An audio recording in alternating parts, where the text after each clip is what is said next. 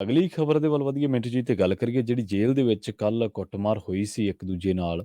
ਮੂਸੇਵਾਲੇ ਦੇ ਜਿਹੜੇ ਕਾਤਲ ਆ ਉਹਨਾਂ ਤੇ ਜੇਲ੍ਹ ਦੇ ਵਿੱਚ ਕੁੱਟਮਾਰ ਕਰਨ ਦਾ ਕੇਸ ਦਰਜ ਹੋ ਗਿਆ ਜੀ। ਹਾਂਜੀ, ਉਹ ਕੇਸ ਤੇ ਫਿਰ ਦਰਜ ਹੋ ਜਾਣਾ ਸੀਗਾ ਨਾ, ਜਦੋਂ ਲੜਾਈ ਹੋ ਗਈ ਜੇਲ੍ਹ ਦੇ ਵਿੱਚ ਤੇ ਮਾਮਲਾ ਹਸਪਤਾਲ ਪਹੁੰਚ ਗਿਆ, ਉਹ ਕੇਸ ਤਾਂ ਆਪਣੇ ਆਪ ਹੀ ਦਰਜ ਹੋ ਜਾਣਾ ਆ।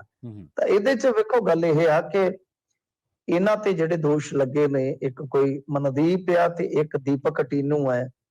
ਇਹਨਾਂ ਤੇ ਜਿਹੜਾ ਦੋਸ਼ ਲੱਗਾ ਹੈ, ਹਾਲਾਂਕਿ ਪੁਲਿਸ ਜਾਂ ਕਹਿ ਲਓ ਕਿ ਜਿਹੜਾ ਪ੍ਰਸ਼ਾਸਨ ਹੁੰਦਾ ਹੈ ਜੀ ਉਹ ਦਬਾਉਂਦਾ ਜੇਲ੍ਹ ਦੀਆਂ ਖਬਰਾਂ ਨੂੰ, ਪਰ ਜਿੰਨੀ ਕੁ ਜਾਣਕਾਰੀ ਇਕੱਤਰ ਹੋ ਸਕਦੀ ਹੈ ਉਸ ਜਾਣਕਾਰੀ ਦੇ ਆਧਾਰ ਤੇ ਜੇ ਆਪਾਂ ਦੇਖੀਏ ਤਾਂ ਇਹਨਾਂ ਨੇ ਜਿਹੜੀ ਗੱਲ ਲਿਖੀ ਆ ਉਹ ਇਹੀਓ ਕਹੀ ਹੈ ਆਪਣੀ FIR ਦੇ ਵਿੱਚ ਜਾਂ ਸ਼ਿਕਾਇਤ ਦੇ ਵਿੱਚ ਕਿ ਜਿਸ ਵੇਲੇ ਇਹਨਾਂ ਨੇ ਆਖਿਆ ਕਿ ਸਾਨੂੰ ਤਕਲੀਫ ਆ, ਹਸਪਤਾਲ ਖੜੋ ਤੇ ਲੈ ਕੇ ਜਾ ਰਹੇ ਸਾਂ, ਠੀਕ ਉਸ ਸਮੇਂ ਇਹ ਭੱਜ ਵਗੇ ਨੇ ਤੇ ਵਿਰੋਧੀਆਂ ਦੇ ਬੈਰਕ 'ਚ ਜਾ ਪਏ ਨੇ ਤੇ ਉੱਥੇ ਇਹਨਾਂ ਨੇ ਮਿੱਥ ਕੇ ਆਪਣੇ ਸਾਥੀ ਹੋਰ ਵੀ ਸੱਦ ਲੈ ਤੇ ਇਹਨਾਂ ਨੇ ਸੱਟਾ ਫੇਟਾ ਲਾ ਦਿੱਤੀਆਂ ਨੇ। ਤੋ ਬਈ ਇਹ ਸਾਰੀ ਕਹਾਣੀ ਜਿਹੜੀ ਆ ਉਹ ਦੱਸ ਰਹੇ ਨੇ ਕਿ ਇਹਦੇ ਵਿੱਚ ਫਿਰ ਕਿਉਂਕਿ ਪੁਲਿਸ ਕਰਮਚਾਰੀ ਭੱਜ ਕੇ ਆਉਂਦੇ ਨੇ ਅਗਾ ਜੀ ਵੀ ਉਹਨਾਂ ਨੂੰ ਵੀ ਕੁਛ ਸੱਟਾ ਫੇਟਾ ਲੱਗੀਆਂ ਤੇ ਇਸ ਕਰਕੇ ਇਹ ਸਾਰਾ ਕੁਝ ਜਿਹੜਾ ਹੈ ਇੱਥੋਂ ਤੱਕ ਪਹੁੰਚਿਆ ਵਾ। ਦੇਖੋ ਪਹਿਲੀ ਗੱਲ ਤੇ ਇਹ ਆ ਕਿ ਜਿਹੜਾ ਦੀਪਕ ਟੀਨੂ ਆ ਇਹਦੇ ਕੋਲ ਇੱਥੋਂ ਹੀ ਮੂਸੇ ਵਾਲੇ ਮਾਮਲੇ 'ਚ ਭੱਜਣ ਤੋਂ ਪਹਿਲਾਂ ਇੱਥੋਂ ਹੀ ਮੋਬਾਈਲ ਫੜਿਆ ਗਿਆ ਸੀਗਾ ਇਹਨਾਂ ਦੇ ਕੋਲੋਂ।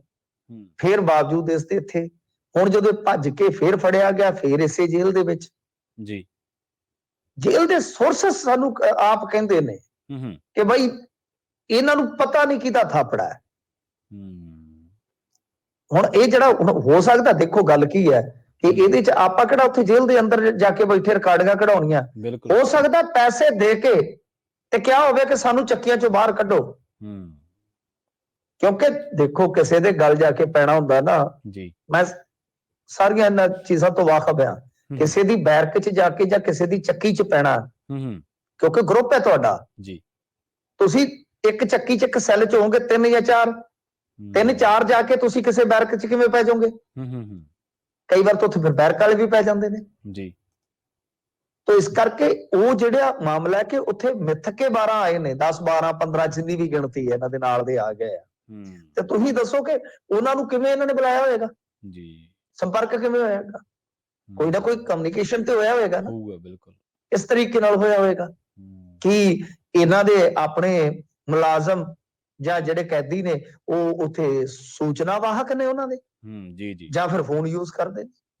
ਇਹ ਵੀ ਹੋ ਸਕਦਾ ਹੈ ਨਾ, ਮੈਂ ਉਹੀ ਕਹਿ ਰਿਹਾ ਕਿ ਇਹ ਹੋ ਸਕਦਾ ਹੈ ਕਿ ਪੈਸੇ ਦੇ ਕੇ ਕਿਹਾ ਹੋਵੇ ਕਿ ਸਾਨੂੰ ਬਾਹਰ ਕੱਢੋ।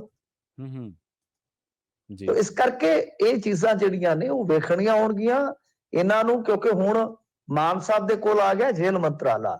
ਪਹਿਲਾਂ ਤੇ ਜਿਹੜਾ ਸੀਗਾ ਜੇਲ੍ਹ ਮੰਤਰੀ ਤੇ ਨਾਲ ਰੇਤ ਮੰਤਰੀ, ਉਹ ਦੋਨਾਂ ਚੀਜ਼ਾਂ 'ਚ ਫੇਲ ਹੋ ਗਿਆ।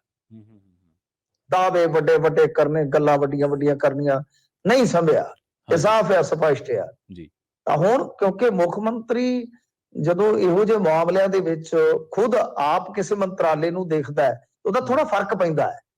ਹੁਣ ਇਹ ਦੇਖਣਾ ਹੋਏਗਾ ਕਿ ਚਲੋ ਠੀਕ ਹੈ, 1-2 ਦਿਨ ਹੋਏ ਨੇ, ਪੋਰਟਫੋਲੀਓ ਇਹਨਾਂ ਦੇ ਚੇਂਜ ਹੋਏ ਆ, ਹੋ ਸਕਦਾ ਕੁਝ ਸਮਾਂ ਲੱਗੇ, ਪਰ ਜਿੰਨੀ ਕੁ ਵਾਹ ਪਿਛਲੇ ਮੰਤਰੀ ਨੇ ਲਾਈ ਉਹਦਾ ਨਤੀਜਾ ਤੇ ਸਿਫਰ ਹੈ ਇਸ ਟਾਈਮ। ਮੈਂ ਨਹੀਂ ਕਹਿੰਦਾ ਕਿ ਕੰਮ ਨਹੀਂ ਕੀਤਾ, ਉਹਨੇ ਕੰਮ ਕੀਤਾ ਪਰ ਕੰਮ ਸਹੀ ਢੰਗ ਨਾਲ ਹੋਇਆ ਹੀ ਨਹੀਂਗਾ।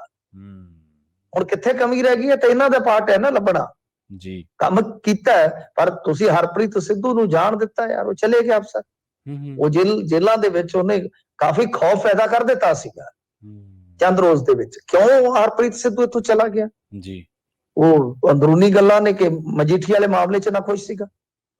ਤਾਂ ਖੈਰ ਕਾਫੀ ਪਰਤਾ ਨਹੀਂ, ਪਰ ਇਹ ਹੁਣ ਦੇਖਣਾ ਹੋਏਗਾ ਇਹਨਾਂ ਨੂੰ ਕਿ ਕਿਸ ਤਰੀਕੇ ਨਾਲ ਇਹਨਾਂ ਨੂੰ ਰੱਖਿਆ ਜਾ ਸਕਦਾ। ਦੇਖੋ ਇਹ ਨੁਕਸਾਨ ਹੋ ਜਾਂਦਾ ਹੈ ਜਦੋਂ ਇਸ ਤਰ੍ਹਾਂ 2 ਗਰੁੱਪ ਭਿੜਦੇ ਆ, ਜਾਨੀ ਨੁਕਸਾਨ ਤੱਕ ਗੱਲਾਂ ਚਲੇ ਜਾਂਦੀਆਂ ਨੇ ਕਈ ਵਾਰ।